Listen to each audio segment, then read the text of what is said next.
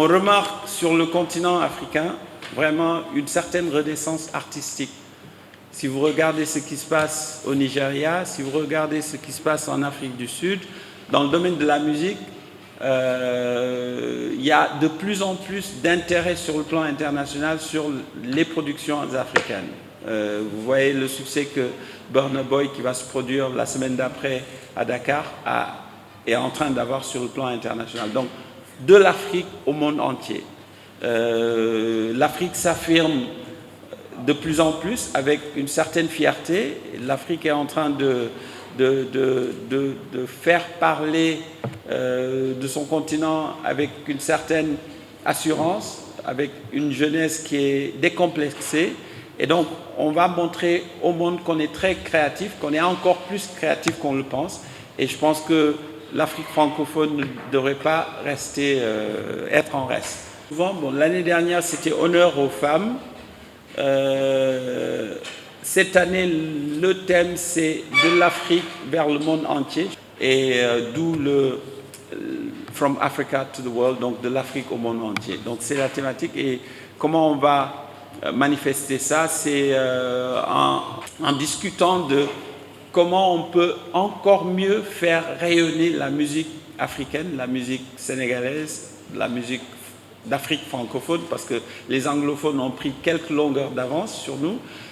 Comment on peut faire rayonner encore mieux. Donc si vous regardez beaucoup de thématiques, on a 2 focus de festival, donc où on fait l'état des lieux sur les marchés. Par exemple, pour un Africain, pour un artiste du Sénégal ou du Mali, qu'est-ce qu'il faut pour se produire au Canada, c'est quoi la tendance actuellement? C'est comme dans la mode des fois, hein, le rouge est à la mode, donc tout le monde se met au rouge. En ce moment, l'afrobeat est à la mode, on ne parle que de ça. On est en train même de réduire toute la musique africaine à afrobeat. Donc tout ça, c'est des thématiques dont il faut débattre en interne, entre pros, et puis trouver des solutions pour aller de l'avant. Et toute la journée, il y a une thématique qui va être débattue entre professionnels, autant professionnels sénégalais que professionnels étrangers. On va commencer le jour de l'ouverture, c'est le jeudi 3 février. Le vendredi 4 et le samedi 5 à l'Institut français et à la Maison de la Culture d'Outasek.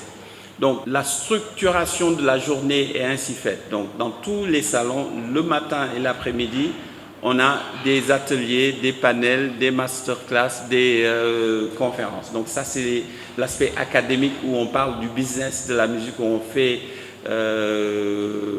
du renforcement de capacité, où on discute des défis et des perspectives.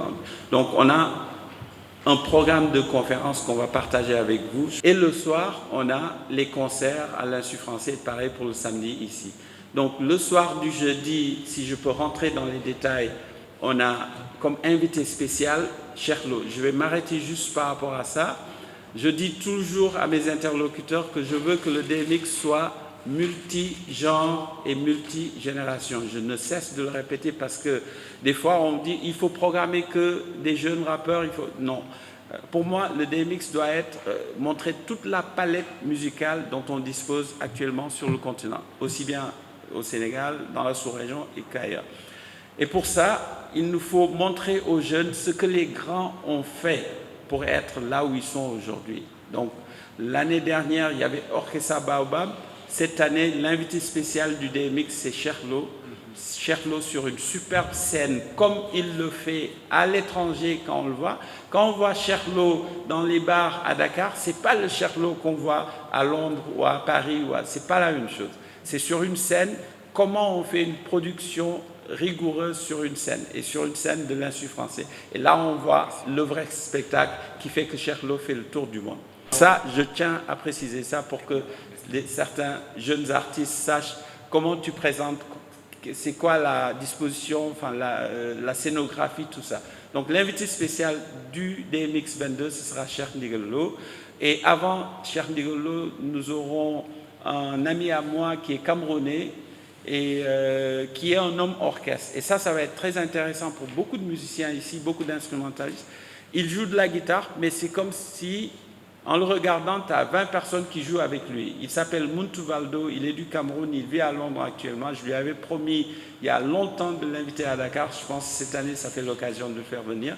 Ne le ratez pas parce qu'il est très doué dans comment il fait des loops sur scène pour faire de la batterie, de l'accompagnement, de la basse, rien qu'avec sa guitare, et il chante dessus. Donc ça va être intéressant pour certains. Et il va faire des workshops pour les musiciens, les instrumentistes, pour faire comment utiliser ces appareils pour améliorer leur offre musicale. Et en ouverture, on aura Watosita qui est un peu les mascottes du DMX, donc des femmes percussionnistes. Et ensuite, tout de suite après, on aura la sélection de l'année.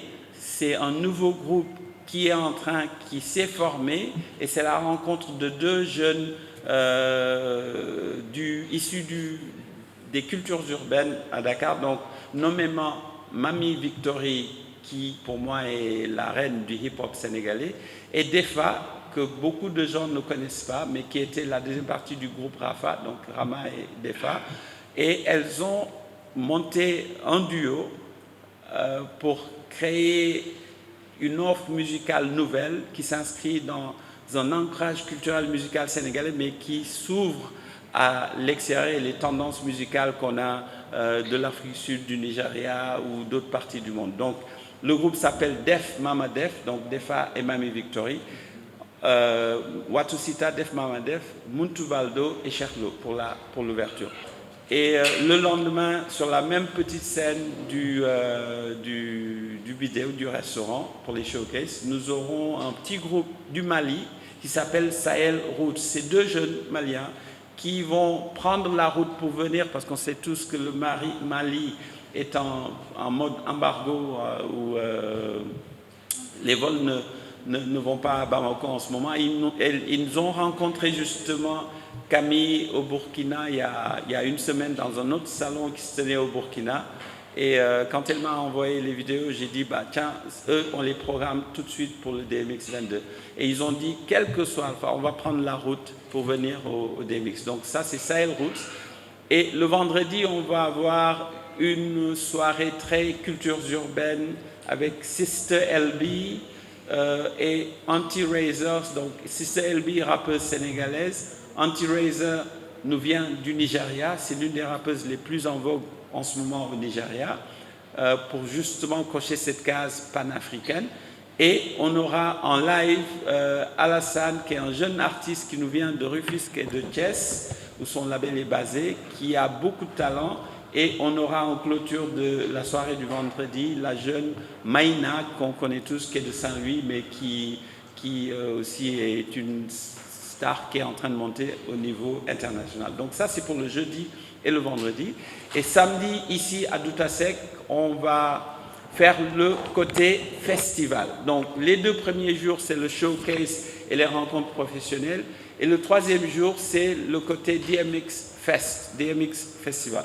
Et pour cela, on fera un clin d'œil à nos amis du reggae. C'est pour ça que je disais tout à l'heure multi-genre, multi-génération, multi-genres musicaux. Donc le reggae, on ne l'a pas eu pour les 2 premières éditions. Donc cette année, il nous faut avoir du reggae. Et j'ai appris mon anglais grâce au reggae, donc je ne peux pas l'oublier. Et ensuite, on va faire un showcase dans le label donc, de Dido, de Nix. Donc Nix et Dido vont nous présenter des artistes signés à ce label samedi.